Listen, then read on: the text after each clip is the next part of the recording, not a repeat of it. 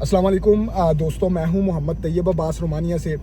ये हमाद भाई हैं। अभी इससे पहले हमने एक वीडियो बनाई है जिसके अंदर हमने इनका इंट्रोडक्शन करवाया कि ये रोमानिया के अंदर कैसे आया और इन्होंने स्टूडेंट्स की कैसे हेल्प की है रोमानिया में आने के लिए। ठीक है, अभी की ये जो वीडियो है इसमें हम इनसे यही क्वेश्चंस करेंगे कि एक नॉर्मल बंदा जो इस वक्त पाकिस्तान में बैठा हुआ है, मेल है या फीमेल है, जो स्टूडेंट है और वो रोमानिया के अंदर आना चाहता है, उसका जो है वो क्या क्राइटेरिया होना चाहिए, उसका फर्स्ट स्टेप क्या होगा जिससे जो है वो उस पे वो उस स्टेप को फॉलो करके वो जो है वो रोमानिया के अंदर आ सकता है। जी हमाद भाई, कैसे आप? खैरियत से? अल्हम्दुलिल्लाह तैयब भाई, थैंक यू सो मच। अच्छा। आपने जो है वीडियो का दूसरा पार्ट आगाज किया इस क्वेश्चन से। So let me clear few things. First time मतलब हम जो है ना 3 तरह से बच्चे बाहर आना चाहते हैं और 3 तरह से बच्चे ही बाहर आ सकते हैं। ठीक हो गया। द वन कैटेगरी इज अगर उन्होंने इंटर दिया है, inter is equivalent to 12th year education। 12th year, okay. Then we have 16th year education, that is bachelor's BS in Pakistan. अब पाकिस्तान में BSc और MSc को भी 16 year education माना जाता है। ठीक हो गया। एंड 14 year education ये जो है हमारे पास रोमानिया में या यूरोप में इसकी डिमांड नहीं है। इसकी बेस पे आपका मास्टर्स में एडमिशन नहीं होता। So let me clear again, 12th year education is inter। इसमें अगर आप थोड़ी सी और आसानी करते हैं, जिन्होंने ICOM FA और जो मतलब जो हमारे वहाँ पे कोर्स इस तरह FSC जो इस तरह के कोर्स चलते हैं जो इन्होंने किया हुआ है। ठीक है, मैं विद एग्जांपल बता देता हूँ। जैसे 12th year एजुकेशन आपकी इंटर में आ जाती है FSC, आपकी ICOM, आपका ICS, इस तरह की जो डिग्रीज है ना।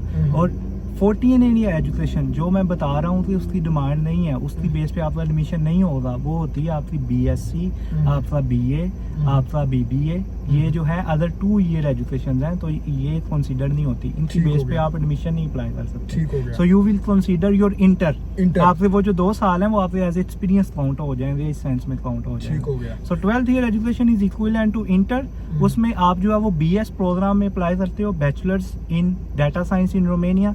You did inter in ICS in Pakistan and you have to do bachelor in data science in Romania। तो इस तरह से आप बैचलर डिग्री में अप्लाई कर लेते हो। ठीक हो गया। देन आपके पास आ जाती है 16 एजुकेशन। आपने मास्टर्स किया है, masters in data science, and you have to apply for bachelors in data science 16 education and you have to apply for masters in data science. तो आप जो है वो मास्टर्स में अप्लाई कर देते हो। ठीक हो गया। 2 कैटेगरीज होगी, after inter, after bachelors and then after masters in Pakistan, वो है PhD की category.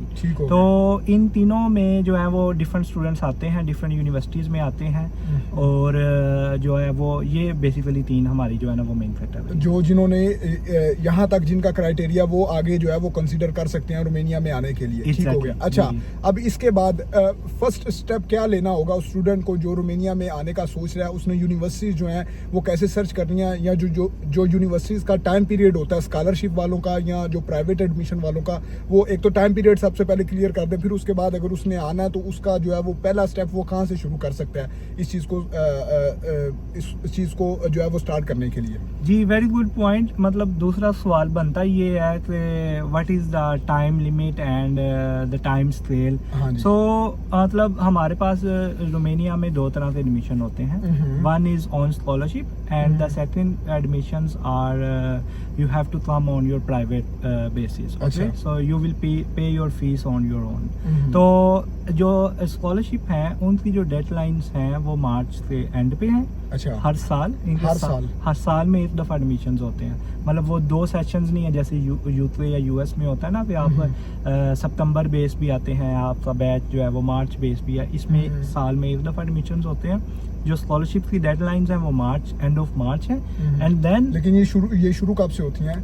That's a very good question. मतलब ये जनवरी के मिड में या फरवरी के स्टार्ट में जो है ना वो इनकी पोर्टल ओपन हो जाता है, and then end of March इनका जो है ना वो स्कॉलरशिप का जो पोर्टल है वो क्लोज हो जाता है। ठीक हो गया। और जो सेल्फ बेस है उनकी जो डेडलाइन है वो जुलाई है, एंड ऑफ जुलाई।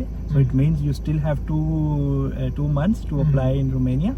तो अब इसका जो ओपन होता है वो ऑलमोस्ट वो मार्च से थोड़ा अरसे बाद ये ओपन होगा। तो मतलब अभी अगर हम आज वीडियो बना रहे हैं, ये 1 जून है ना आज, 2026 है। ठीक है, तो स्टिल अभी भी आप दोस्तों के पास जो स्टूडेंट्स हैं जो आना चाहते हैं उनके पास अभी 2 महीने जो हैं वो है, अगर वो प्राइवेट में अपना प्राइवेट जो है वो प्राइवेट एडमिशन जो है वो लेना चाहते हैं। ठीक है। और अब अच्छा, अब ये पॉइंट्स आपने टाइम लिमिट जो है वो आपने क्लियर कर दिया। अब इसके बाद उस बंदे ने रोमानिया की जो यूनिवर्सिटीज़ हैं या जो मामलात हैं उनको कैसे सर्च करना है। और इसमें एक और भी आपने पॉइंट क्लियर करना है कि जो इंटर वाले हैं उन्होंने कहाँ कहाँ से डॉक्यूमेंट्स कौन कौन से उन्हें चाहिए सर्च करने हैं। पहले आप डॉक्यूमेंट्स बता दें, फिर उसके बाद कहाँ से उन्होंने जो है वो सर्च करना है, ठीक है। और जो बैचलर वाले हैं उन्होंने अपना जो है वो डॉक्यूमेंट्स कौन कौन से टेस्ट उन्होंने करवाने हैं, ठीक है। ये ज़रा क्लियर कर दें आप। जी जी। तो भाईजान अगर जो बंदा है जो आफ्टर इंटर जो है ना वो रोमानिया में आना चाह रहा है तो उसके पास दो तरह की डिग्रीज हैं अभी, एक मैट्रिक की और एक इंटर की। अच्छा। तो मैट्रिक उसे और इंटर दोनों डिग्रियां उसे IBCC से अटेस्ट करवानी है। IBCC एक अदारा है जो डिग्रीज वेरीफाइड करता है, अटेस्ट करता है। And to how to attest from IBCC, this is a different question and a long journey वो to एक discuss. सेपरेट वीडियो ठीक है। बन जाएगी। अच्छा। एंड देन आपको जो है ना जो अपने दोनों डॉक्यूमेंट्स हैं वो आपको मोफा से पोस्टाइल करवाने होते हैं। तो यही एक सिंपल से डॉक्यूमेंट्स आपको अटेस्टेशन करवाने होते हैं। Overall you need your birth certificates, your degrees attested by IBCC and then by MOFA and a medical certificate and definitely your passport is required and CNIC, ठीक है। CNIC, yes, उसी के साथ and passport yes, a very good point। जो CNIC है बहुत से बच्चों ने पहले बनवाया होता है, तो it should be English based CNIC with a chip on that। तो इंग्लिश जो है ना वो CNIC। और इसके बाद जो बैचलर वाले हैं उन्होंने अपने डॉक्यूमेंट्स उनके कौन कौन से डॉक्यूमेंट और कहाँ कहाँ से जो है वो अटेस्ट होंगे। जी तैयब भाई, वो बेसिकली ये पहला क्राइटेरिया वो फुलफिल सारा करेंगे। And the amendment is that they should attest their document through HEC, क्योंकि उनके पास एक यूनिवर्सिटी की भी डिग्री होती है 4 साल की। और यहाँ पे एक बड़ा पॉइंट है, तो यूनिवर्सिटी से आपको ट्रांसक्रिप्ट और डिग्री दोनों मिलती हैं, आपने दोनों टेस्ट करवानी है, ठीक है। आप जब मैट्रिक और इंटर में आपके पास जो एक डिग्री होती है उस पर आपका रिजल्ट कार्ड भी होता है। So both are the same thing, one document of matric, one document of inter attested by IBCC and then by MOFA। but if you add bachelors, तो बैचलर्स में आपके पास एक डिग्री आती है, ट्रांसक्रिप्ट आती है, तो वो आपने अलग से HEC से अटेस्ट करवानी है। Then should be also attested by MOFA। तो ये जो है ना इस तरह से अब आप PhD में चले जाएंगे तो आपका मास्टर भी कंसीडर हो जाएगा, 1 degree of masters and 1 transcript of masters. और बाय द वे जो दोस्त जो हैं वो जो स्टूडेंट्स जो हैं वो जिन्हें इस चीज़ का भी आइडिया नहीं है कि हमने इस प्रोसेस को, ये जो डॉक्यूमेंट टेस्ट कैसे करवाने हैं, वो भी यूट्यूब पे अगर कोई वीडियो देखेंगे तो आपको मिल जाएगी। लोगों ने बताया होगा कि ये आपने डॉक्यूमेंट्स अपने कैसे अटेस्ट करवाने हैं, ठीक है। And we gonna also help. Okay, जाहिर सी बात है, वो फिर हम इंशाल्लाह करेंगे। अच्छा, एक तो ये हो गया। अब इसके बाद हमारा जो लास्ट स्टेप है वो ये है कि अब इन सारे कामों के बाद बंदे ने यूनिवर्सिटी सर्च कैसे करनी है। अगर वो अपनी बेस पे आना चाह रहा है कि यार मैं अगर खुद जो है वो अप्लाई करना चाहता हूँ, तो उसने कैसे इस चीज़ को लेके चलना है आगे। मेरा बड़ा एक अच्छा जो है ना वो पॉइंट होता है हमेशा से, जब भी मुझे कोई बंदा एक क्वेश्चन पूछता है ना, आप तो रोमानिया के पॉइंट ऑफ व्यू से पूछ रहे हैं कि यहाँ पे कैसे वो जो है ना यूनिवर्सिटी आपने सर्च करनी है। मैं लोगों को कहता हूँ आप वर्ल्ड मैप देखें, आप दुनिया का नक्शा देखें, आपको बहुत से कंट्रीज नज़र आएंगे। आपको पता चलेगा कि लिंचेस्टीन भी एक मुल्क है, ऑस्ट्रिया भी एक कंट्री है, जो है ना आप यूरोप में सिर्फ Germany, France, Switzerland, Denmark countries नहीं है, स्लोवाकिया भी है, स्लोवेनिया भी है, बोस्निया भी है। There are a lot of countries which are in Europe, are in Schengen face, but people just ignore them because they don't know. तो आप एक मैप देखें, then for example you choose Romania.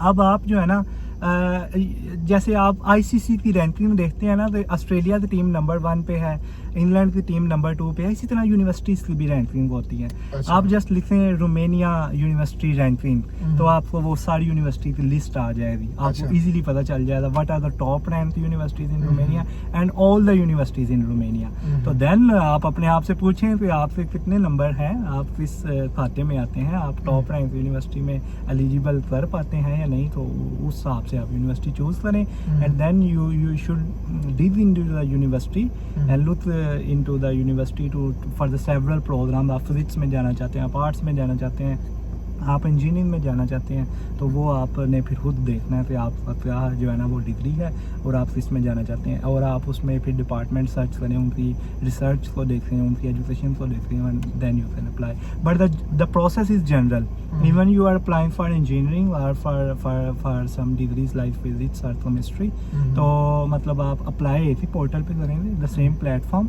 But then you know like you have to choose different degrees according to your program. लेकिन एक और बात है ना हमाद भाई, ये जितना आपने अभी प्रोसेस बताया ना, जो तो स्टूडेंट्स हैं जी।